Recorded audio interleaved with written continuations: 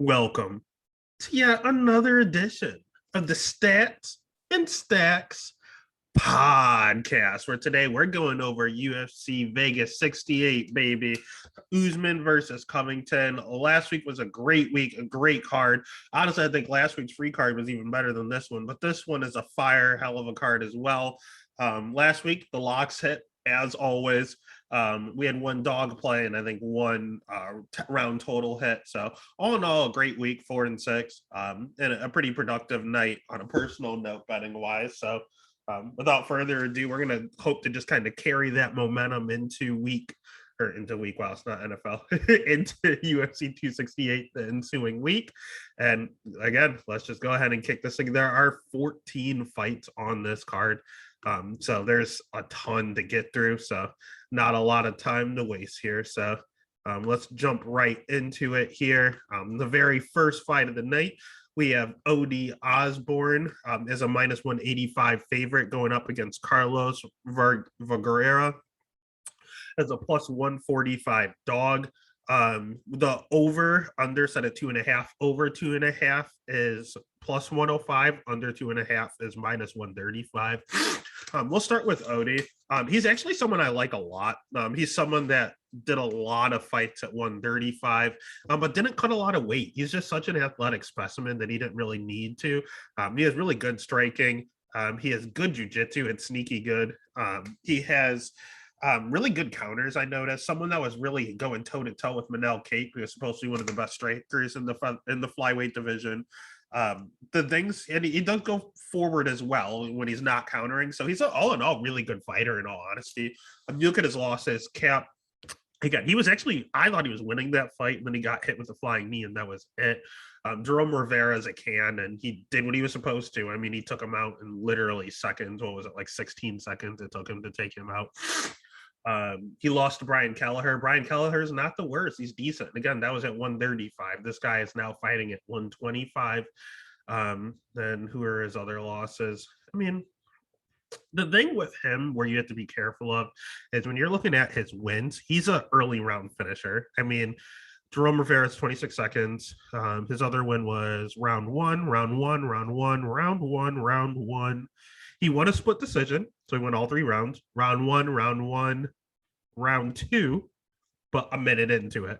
So that's why you see this over-under set as low as it is with the 1.5. It's very unusual. You see a flyweight fight set at 1.5. It's him, because whether win or lose is generally happening really, really early here. Even you look at his losses, Brian Keller was in the first. Jose was in the first. Manel Cap was in the first. So this dude has been to a decision twice. He won a split and he lost one. So yeah, that's him all in a nutshell. His ring IQ does scare me a little. Getting tapped out by a guillotine with Brian Kelleher. That's Brian's biggest submission move. They're really the only one we ever see. So him getting caught in that, why put yourself in that position? Manel Cop, he didn't go for any takedowns or anything like that. He wanted to stand and bang, which is the only way Manel could win. So his fight IQ is a little sketchy at times. So overall, I do like him a lot. It is someone I want to put my money on. Only problem is this CJ kid, man. He's good. He's very, very good. No one knows who he is. I always love fading guys off the Dana White Contender Series, which is where he's from. But don't let this guy's 9-2 record fool you. Yes, he has 2 losses. But they're to Devin Miller, who is a stud. This dude's jiu-jitsu is unreal. And he got submitted early. I mean, in all honesty, shit happens. That dude's jiu-jitsu is legit, like Andre Muniz level good. And then he lost a split decision to Jonathan Martinez, who's a current bantamweight in the UFC, who's whooping ass. So those are 2 not going to bat an eye losses, in all honesty. And you look at his wins, he has a early knockout here. He has some decision wins, so he can go the distance. He has a flying knee. He's really explosive, man. This dude is super explosive. So, I mean, yes, so is Odi, but so is CJ. So I'm really kind of scared of this fight. He has really good striking, really high volume. God, I don't know. His cardio seems to most likely be better. We're not really sure what Odi's is like. Again, he's only been decision twice in 13 fights. You can't say the same for CJ. You see him in, let's see, a majority to, oh, that was a draw. Majority decision win. He lost that split again to Jonathan. A split Jonathan is good. Decision. We've seen him win multiple decisions, or he's knocking you out. So the pick is going to be Odie, but in all honesty, this is a straight pass. I can't. I bet Bruno Correa to beat him in the Contender Series. I was very confident in that, and he shut me up, and I don't want to stand in his way again. So the pick is going to be Odie. I don't want to back CJ here, but I'm not going to get in front of that. So I can't physically bet Odie. If I did anything, it would be a dog or pass, but I'm definitely passing. Speaking of Contender Series, we have Melsick, God help me say his name, Bagadasarian, going up against Bruno Souza. Melsick is a minus 320 favorite. Bruno Souza plus 240. Over under set 2.5. Minus 150 to the over, plus 120 to the under. We'll start with Melsick because all he is another Dana White Contender Series killer. This dude, I don't like betting Contender Series guys, but he is something. His striking is phenomenal, has a ton of power, and we just talked about how Odie, all of his wins are in the first round. Let's take a look at Melsick here. His last win, which is his official debut in the UFC, he won against a very, very tough Colin Aglin in the second round, which would have hit the under 1.5. He went to a decision as Contender Series win. Now, he looked great the first. He did take the second off, and then he came back in the third and looked okay. So I don't know if he has a little bit of a cardio issue. I think he does, and he knew that. So he literally took the second round off. But when you look at his fights here, outside of that Contender Series fight where we saw him go the distance, we have a first round knockout. And look at him, 7 seconds, 9 seconds, 32 seconds, 14 seconds. God, this dude doesn't fight. And then his very, very first fight was a loss. So he doesn't have a lot of ring time. So him going into a decision in his Contender Series fight is good. He needs that ring time. Him going to the second round, his last fight, his first fight in the UFC is good. He needs that octagon time because he doesn't have a lot. His fights don't last more than 20 seconds. So that's tough. Now, Bruno Silva is also a very good striker. He is known for being a disciple of Leona Machida. It's kind of like his top protege, kind of have how you have like Habib and Islam. This is Machida's. He has that karate style. And he is a little hittable from what I saw. He's only 25. So he's a little young here. It is going to be his debut. His cardio seemed to check out. His wrestling is a little questionable. And he has taken this on short notice, so that concerns me. There's a lot of concerns here, but I think the line is off. This dude is predominantly a striker as well, and he has the cardio to go when Melsick really doesn't. And Melsick loves to pressure, and Bruno loves to just counter and have that karate style. So I don't know. I think this is a lot closer fight than the line indicates. When you look at his, he has some split decision wins, a unanimous decision win, some knockouts. So I don't see this hitting the ground by either guy. He does have a submission win here, which is nice, but I don't really see this hitting the ground. So it's going to turn into one of those volume versus power ordeals. Do you like quality or quantity? This kind of has split written all over it to me as well. God, he does get hit a little bit for being a karate specialist, though. I'm not the biggest fan of that, and it's not going to take a lot for Melsick to take him out. There is one major thing. When I was looking at Instagram, I did see him training with Wei Lee Zhang, and currently Wei Lee Zhang is training at Fight Ready. So if this dude had his camp at Fight Ready, but it was short notice, I think this is another pass situation. I can't bet Melsick here. I like the kid a lot. I think this is a trap, though. I think this is a trap line. So the pick is Melsick, but the bet, honestly, is going to be Bruno or pass. And honestly, I'm probably just going to pass as well.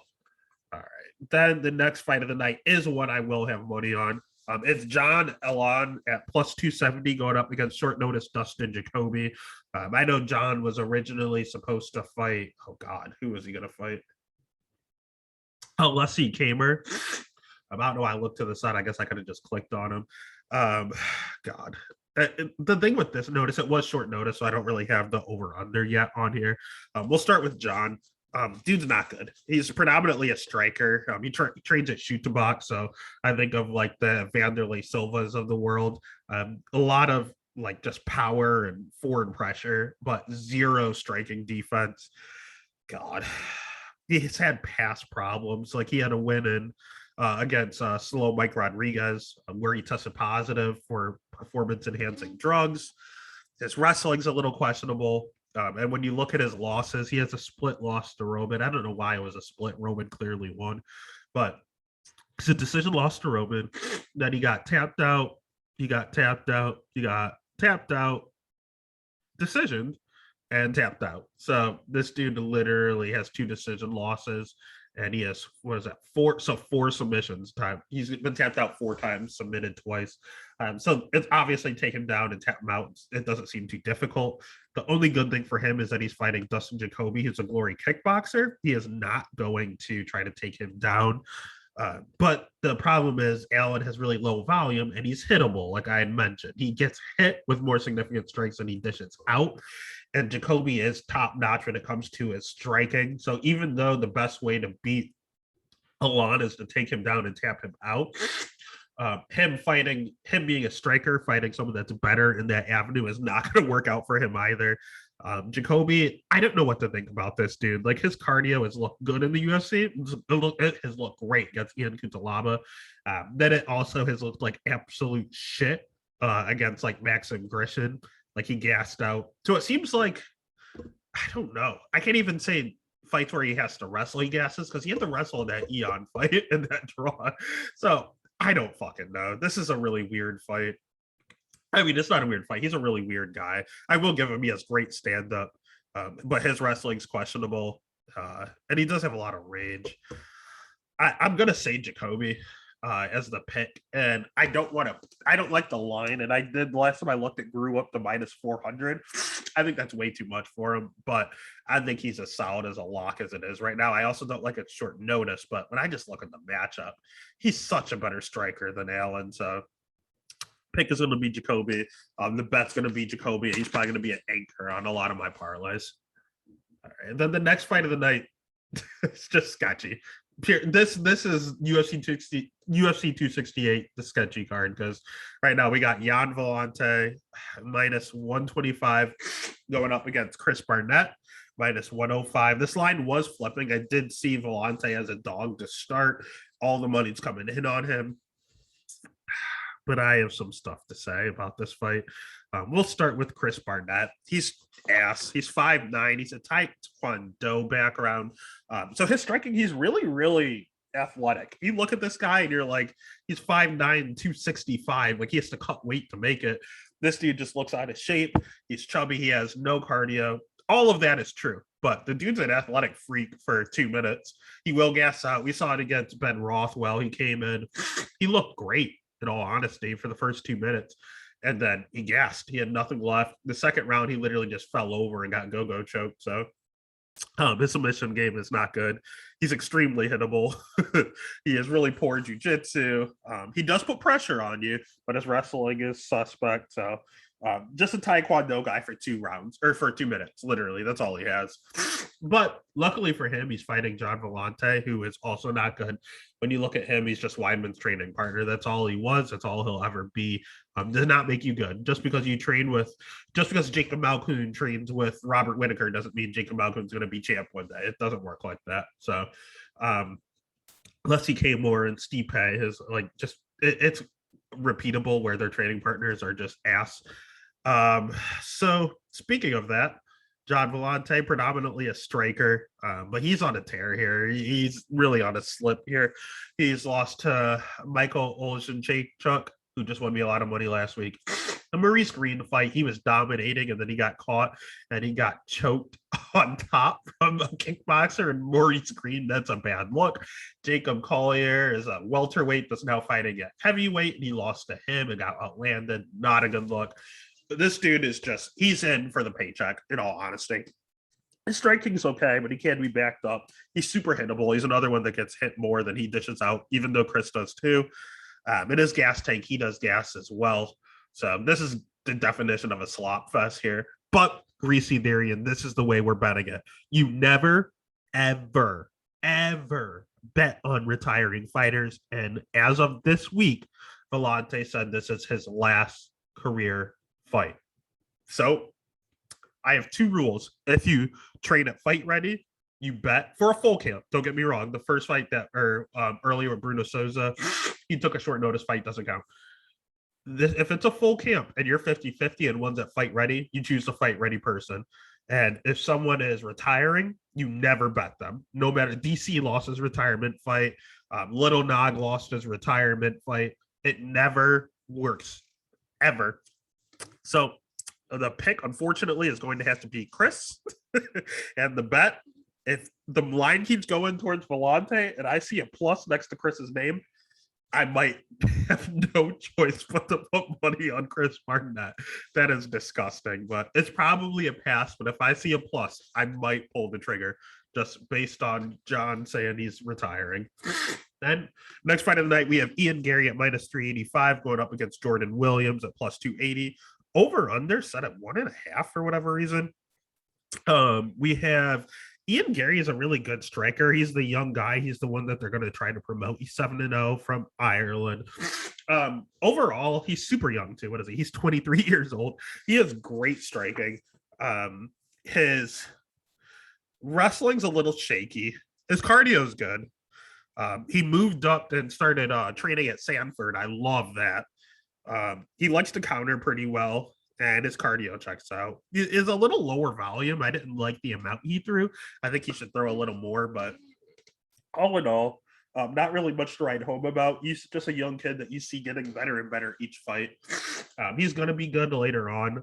I think they have to be very careful with him. He looks just like Ian Heinisch. They have to be very careful not to give him too much too soon, kind of like a Chase Hooper effect, kind of ease him in. He's going to need that, but he has a lot more promise than Chase Hooper. He's 23 and he looks pretty good in all honesty. Jordan Williams is someone they were going to try to push just because he's a diabetic. And they thought it was kind of a unique thing to have. However, they gave him the easiest guy they could on the roster. If you want to push someone like CM Punk, if you want to push someone like Mike Perry, who has a look, if you want to push someone that has diabetes and you can kind of feed off that, you feed him Mickey Gall. And this dude got his ass whooped by Mickey Gall. And then they said, that's it. Cut it right away. We got to get rid of this kid.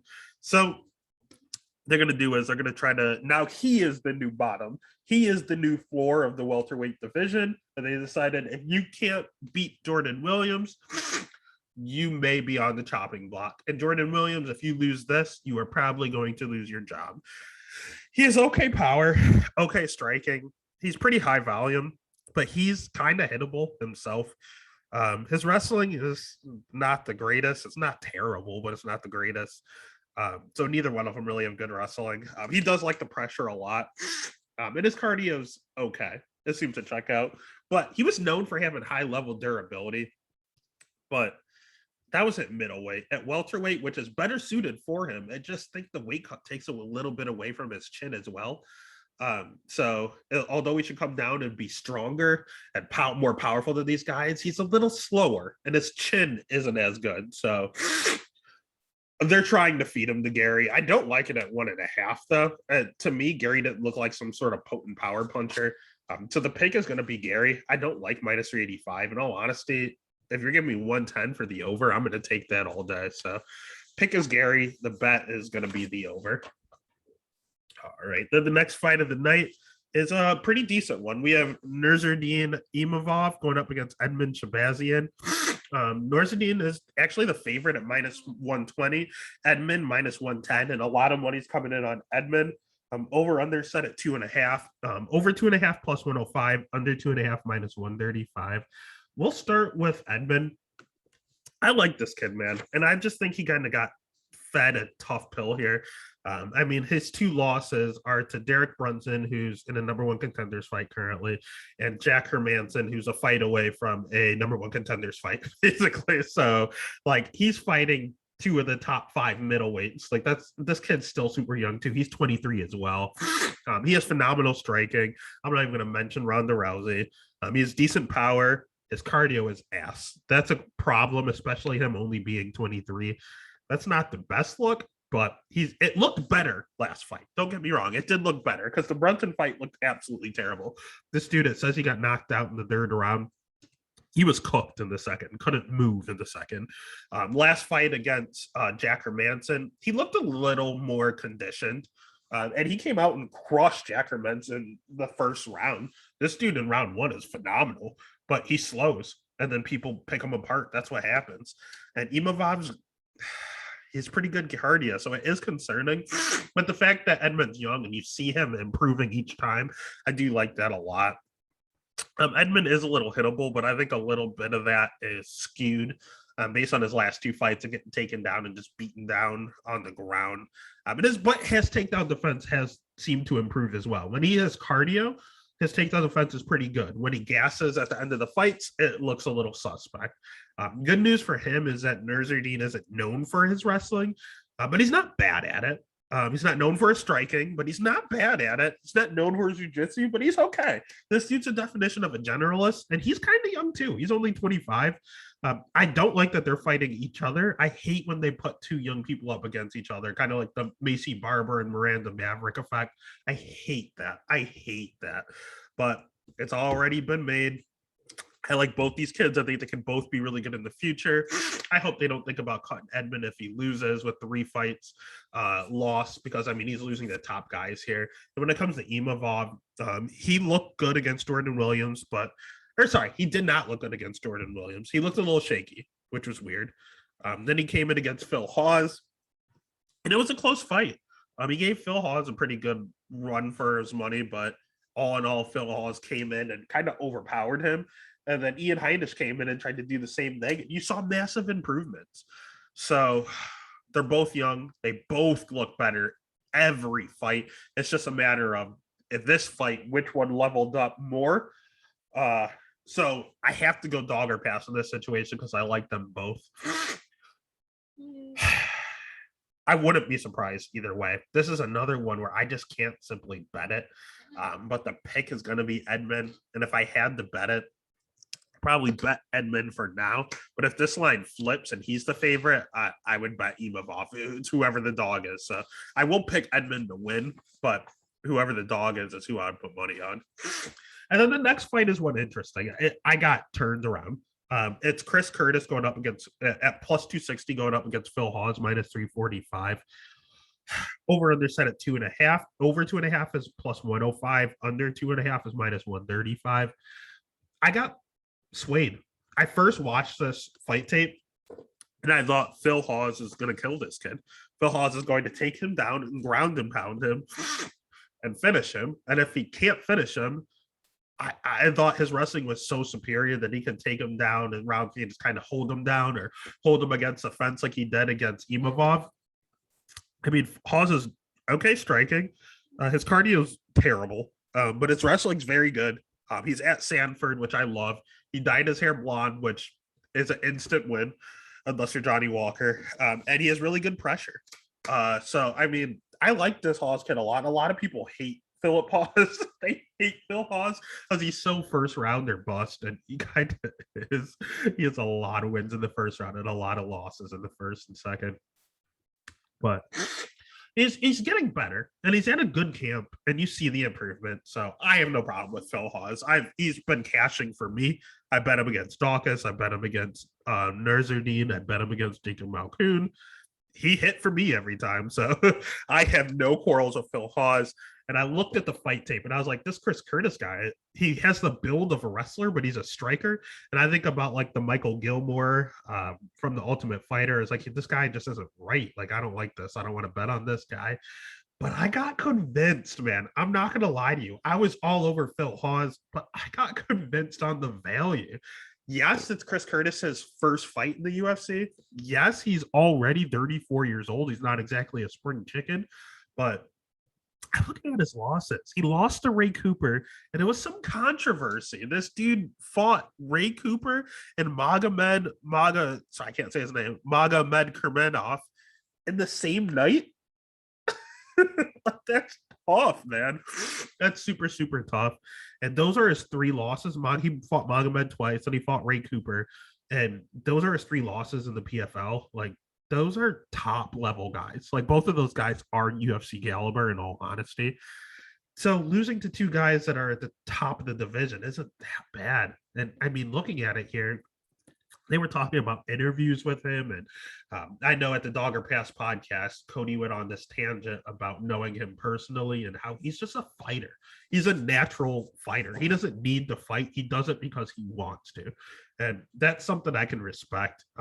Even his losses, I mean, Bilal Muhammad is a decent loss, and he went to decision. Lost a split here. I mean, I went back and I rewatched the tape, and he does look like someone that's just a fighter, plain and simple. He's pretty much a generalist as well, but he has good cardio. He's in a good camp with Extreme Couture.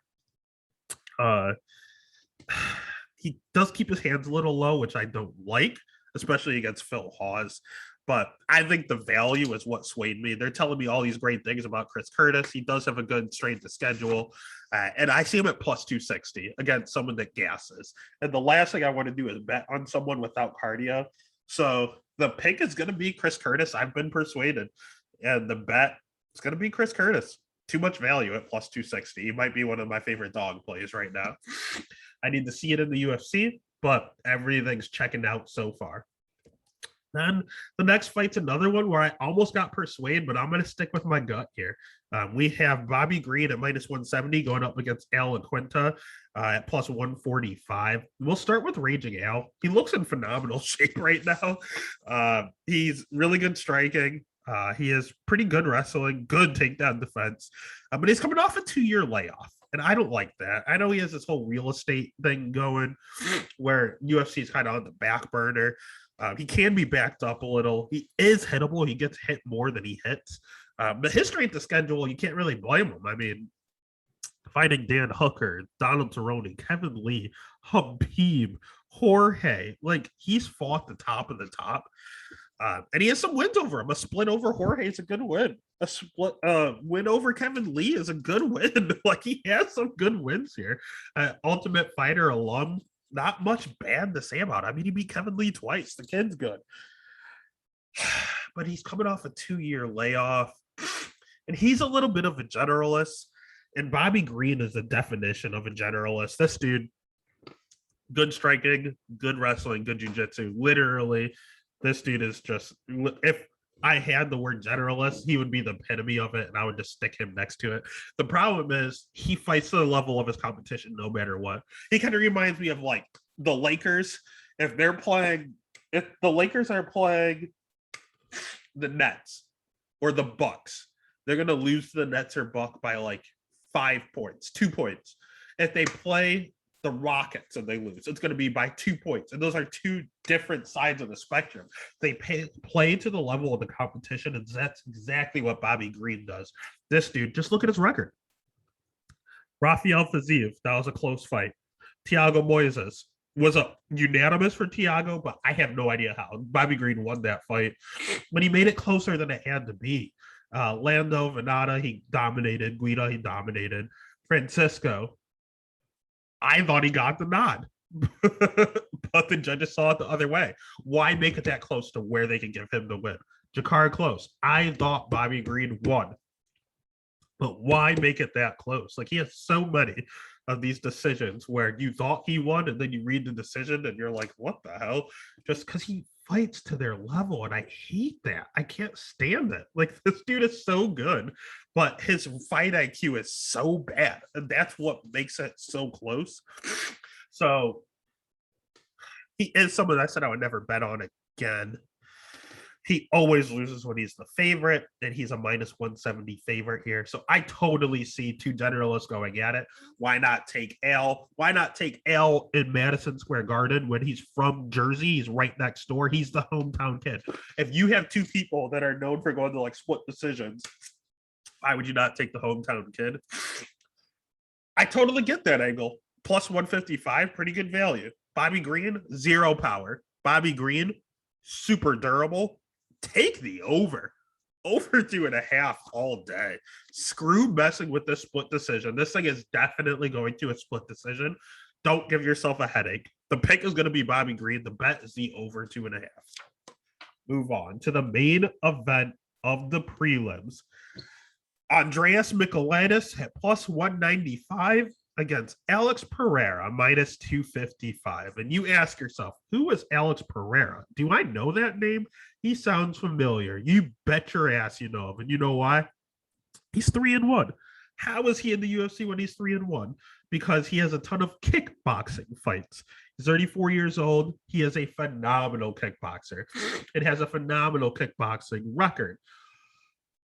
Former Glory kickboxing champion, beating the lights of Israel Adesanya twice. Decisioned him, rematched him, and knocked him out. He is the guy that knocked out Izzy Adesanya, and that's why you recognize him.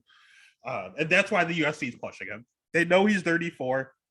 They know he doesn't have a lot of time. That's why they're scooping him up when he's 3-1.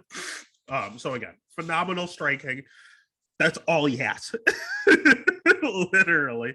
His takedown defense is okay because he has to be drilling that like crazy. His cardio is good. But that's all you got. He's one of the best kickboxers in the division, probably the best. But that's a one-trick pony. The good news is the UFC knows what they're doing. They gave him Andreas Michailidis, who is someone who predominantly strikes. He has a wrestler's build, but he's a striker. He has good volume. He is a little hittable, which is perfect for Alex. His jiu-jitsu is not the greatest. He hasn't tapped anyone out in a very long time. And when he goes in, he's one of these guys with the berserker style that just goes in and blitzes. And when he blitzes with his chin up in the air. So you see this 13-4 record, but it's a striker with bad technique going up against the best kickboxer in the division. They are trying to set Alex up, and I think they are going to be successful. So the pick is going to be Alex Pereira. Minus 255 is not the worst. The bet is going to be Alex Pereira. I don't know if I want to parlay it because I bet Michailidis comes in and tries to wrestle. But as of right now, that's definitely the pick and the bet. Then the next fight of the night is the best fight, the fight I've been anticipating for months. Michael motherfucking Chandler going up against Justin Gaethje. Justin Gaethje minus 215 favorite. Michael Chandler plus 165. Over set at 1.5 for good reason. Over 1.5 minus 120. Under 1.5 minus 110. You're gonna have to stop me from talking all day about this one, baby. Michael Chandler is one of my favorite fighters. I love this dude. This dude is so good. He's so deserving. Everyone gave him shit about getting the title fight after one win in the UFC. Fuck that. This dude has been grinding for years. He did his time. He did his due diligence. Yes, it was in Bellator, but he fought the best of the best. He fought Eddie Alvarez. He fought Benson Henderson. It was a wash, Benson Henderson, but he also knocked him out in 2 minutes. He fought Pitbull. Yes, he got knocked out by Pitbull. He got caught. Pitbull is probably realistically a bantamweight. It's a little sketchy. He doesn't have the greatest chin, but he's my boy. I back him all day, every day. Brett Primus, that was a really weird loss when he lost the first time. He kind of had like a McGregor ankle shatter. Not his fault, an anomaly. Then they rematched and he whooped his ass. This dude has fought the best of the best. Will Brooks. I don't know why he can't beat Will Brooks, but he did lose to Will Brooks twice. But he's fighting the best of the best over at Bellator. That's what he does. Rick Hahn. This dude is phenomenal. I love this dude a ton. Mercy Held is a good win. This dude did what he could. He was fighting big names in Bellator, and that's tough to do. Phenomenal wrestling. I think he wrestled in Missouri. I'm almost certain. Ton of pressure. Great striking. Great chokes. Underrated ground game. This dude has a good ground game. But again, he is a little chinny. He does slow a little bit. He has massive amounts of power. If he hits you, you can go out at any point in time. But his two things are he's a little chinny and he's his bad ankles. Like if you leg kick him, he doesn't react the best to it. My concern is Justin Gaethje is known for having a ton of power and some of the best leg kicks. I love Michael Chandler. He is literally, I would say, Anthony Pettis is definitely and will always be my favorite fighter. Then right now, I'd probably take Brandon Royval. I love Brandon Royval. And then Michael Chandler. He's probably my third favorite. I think he beat out Phil Davis. I love Michael Chandler. But Gaethje is the rightful favorite here. He's just his kryptonite. They're the exact same fighter, only Gaethje's a little more durable. Yes, he has 3 losses and he got finished in all 3, but that was to Habib, who's the GOAT, Dustin Poirier, who is the best lightweight on the planet, and Eddie Alvarez, who at one point was he's a former champ. So those aren't bad losses to have. He knocked out. He's had these big fight matchups where he's fighting a knockout artist where, he fought Michael Johnson, took him out easily. He fought Edson Barboza, knocked him out easily. He fought Tony Ferguson. He knocked him out in the 5th round. Donald Cerrone knocked him out in the 1st round. This dude's phenomenal. This dude is a top 3 lightweight. He's ranked number 2 for a reason. He's in great hands. Michael Chandler's at Sanford, which I love. Justin's at with Trevor Whitman, which is just as good, probably better, because a lot of focus on Justin. So, in all honesty, I have no quarrels with Justin. He has great wrestling, great striking, sus jiu-jitsu. Very questionable. Habib was able to decide what he wanted to tap him out with. That's not a good look. So if Chandler wants to take him down, it's going to be a struggle to do so. Justin has really good takedown defense, but if he does get him down, Chandler's submission game's underrated. I might take a peek and maybe a little sprinkle of what that Chandler by sub is. But in all honesty, Justin is Chandler's kryptonite. I love Chandler, but the pick is going to be Justin. The bet is probably going to be Justin, but don't parlay it because Chandler is a live dog, and plus 165 is a ton of value. So I am going to have a homer bet on Chandler, but the pick is definitely going to be Justin Gaethje. Speaking of homer, the next fight of the night is Billy Quarantino at plus 155, going up against Shane Burgos at minus 195. Over under set at 2.5, over 2.5 minus 150, under 2.5 plus 120. Homer, Billy Q from Buffalo, New York. Nadif from Buffalo, New York. So stats and stacks, baby. Gotta root for the hometown guy. Love this guy. Problem being, he's okay. I do like him a lot. I do think he's very talented, very underrated, but now people are starting to realize how good he is. He has good striking, just not a ton of power. He has good jiu-jitsu. It's very good on the ground. His wrestling, although being good at the ground, he does struggle to get it there. He's not the greatest wrestler. And his cardio is phenomenal. He has high volume, and he's one of these guys that uses his cardio as a weapon. I love that. So not a lot of bad to say about him. His schedule is a little weaker. His best win is probably Mowgli Benitez. Shane Burgos has a ton of great wins. He has wins over the likes of like Makwan Americani is a really good win. They better not cut him too. They have he lost to Emmett. He lost to Barboza, which are fine losses, and he lost to Cater. So Cub Swanson's a good win. He's fighting the top of the top. Knocking out Charles Rosa is not easy.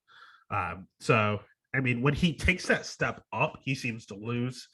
But right now, I don't think Billy Q is a step up. I think Billy Q is more of the Cub Swanson, McQuan level. But I will be honest. McQuan whooped his ass for 2 rounds or for a round and a half, and then he gassed, and Shane took him out. Cub is a little older, and he did go to a split. That was a very close fight, and I don't know why it was so close. Edson came in and took him out, but it was fairly decent, but Edson kind of controlled the fight. I just don't think Shane has any concerns with Billy's power because Billy doesn't have any. Emmett has a ton of power and was able to overwhelm him. Edson has a ton of power, was kind of able to overwhelm him. Cater has a ton of power, was kind of overwhelm him.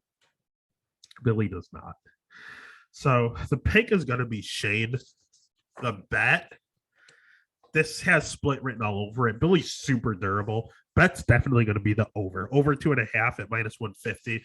That's parlayable material. I really, really like that a lot. That's almost a lock. So pick is Shane, but the bet is going to be the over 2.5. All right. Then the next fight of the night, we have Marlon Vera at minus 175, Frankie Edgar plus 150. We'll start with Chito Vera. He's okay, but I think he's a little overrated. He got a lot of hype after knocking out Sean O'Malley, but he didn't really knock him out. I mean, Sean hurt himself. I am not an O'Malley fan by any means. I hate O'Malley. But I also didn't think that was the greatest win. He did hurt himself. Like I can physically see it. So it's not like Cheeto came out and just knocked him out. Like Cheeto was losing, but he always loses the first round. Like no matter what, this dude loses the first round. This dude lost the first round to fucking Guido Canetti. Enough said. This dude is literally in the UFC never won a first round. He doesn't. He comes back in the second and he comes back in the third. This dude has phenomenal cardio. He has good striking, very underrated jiu-jitsu. It's very good. His wrestling's not the greatest, so that's one of the reasons you never see the jiu-jitsu, but it's very good. His power he's not really known for. He's not really one that's going to put you away usually. And he is pretty hittable. He's durable. And when you talk about how tough someone is, that means they're getting hit a lot. So he's exciting. He's very good. But he's a slow starter, man. He's a very slow starter. He's kind of hittable. And it's going to be on the feet. Frankie's going to dictate where this fight goes because Frankie's old as shit. He's getting a little chinny. But he is still a great wrestler. And definitely the wrestling advantage. So he can decide if it goes to the ground or stays up. He circles very well. He's very fast. He's finally at 135. He has good striking. I think overall, young Frankie would whoop Cheeto's ass. Old Frankie, this is a good fight for him. Because Frankie keeps getting knocked out, man. Honestly, Frankie's 40 years old. He needs to hang it up very, very soon here. But he was known for having legendary durability. He was known for someone so tough that he could fight 2 weight classes above where he was. All true. He was a champ at 155. All true. Beat great guys, big guys, Gray Maynard up there. But that durability is leaving him ever since, let's see, about 2018, I'd say. That dude got knocked out by Ortega. Ortega hits hard, but he's not like a potent finisher. He got knocked out by Chan Sung Jung, who does hit hard. But that was round 1. Then he got knocked out by Corey Sandhagen with a flying knee, which is picture perfect flying knee. But that also took 26 seconds. So it's not that Frankie's not, it's not that he's chinny, but if you catch him in the perfect spot, he's going to go down now. So it's a matter of if you can find that spot. But Vera doesn't have a lot of power. So if he does catch that spot, Frankie's 50-50 to survive. And I think Frankie can take him down at will if he wants to. I don't know if he wants to, being older, if that's going to ruin his gas tank. He's known for his unstoppable gas tank, but he's 40, man. I don't know. I haven't seen him wrestle in a bit. So the pick is going to be Frankie, and the bet's going to be Frankie. Too much value at Frankie at plus 150. So I like the dog shot here. It's one of my favorite dogs in the card. And then we're to the main. I say this is the main event. I know it's technically the co-main, but if it's a title fight, I think you just have multiple main events. We're looking at the Rose Namajunas at minus 110 going up against Wei Lee Zhang. We'll start with the former champ. No, we'll start with the current champ. Let's start with Doug Rose. Great ground game. You don't see it as much anymore, but great ground game, great striking. That's what you see a lot of now. We mentioned the aforementioned Trevor Whitman. Is going to be in her corner, which is awesome. She has great cardio. But there is something going on with Rose and rematches. Let's see. We had initially Joanna. She came out and knocked her out easily. Then in the rematch, it took her 5 rounds. She clearly won, but it was a lot more competitive than the first round. Jessica Andrade, she killed Jessica Andrade and then got caught with a slam. The second fight was a split decision, and it was very, very close. So you keep seeing her, like, she fights someone the first time and they're not really used to her, and then the second fight's always a lot closer than the first one was. So now we have Wei Lee Zhang, who she knocked out very quickly. And Wei Lee Zhang did the thing that I say you always bet on. Wei Lee Zhang said, you know what? I'm embarrassed. I was on a 20-fight win streak. I never want to lose again. So I'm going to start training in America. What's the best camp I can train out in America? And Wei Lee Zhang took her camp to fight ready. Zhang has great striking, 100% takedown defense. So this is going to be a stand-up war. She has high volume, ton of power. Good. Her cardio checks out. It was a little sketchy, but she went 5 rounds, a hard 5 with Joanna. I thought Joanna won the fight personally. But I think Zhang won the 5th round. So that surprised me. She kind of took like round 4 or 3 off, but still, it's a 5-round fight. She has plenty of time. She has a ton of power. I honestly, I think it's a 50-50 fight.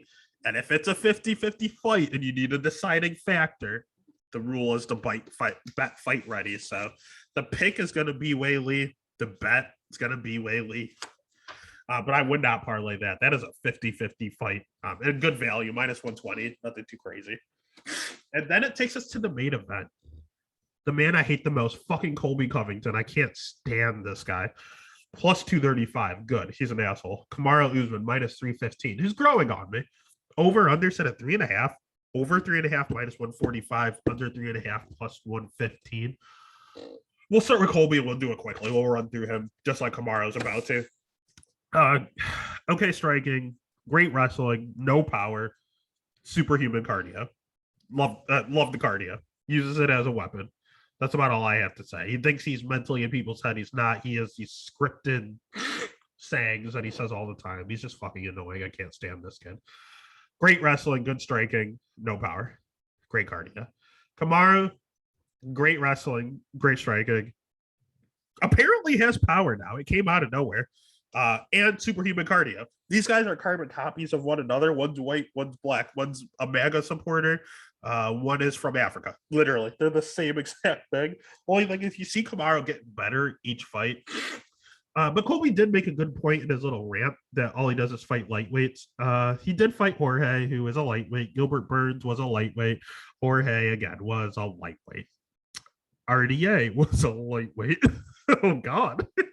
So out of his last 1, 2, 3, 4, 5, 6 fights, he's fought 4 lightweights.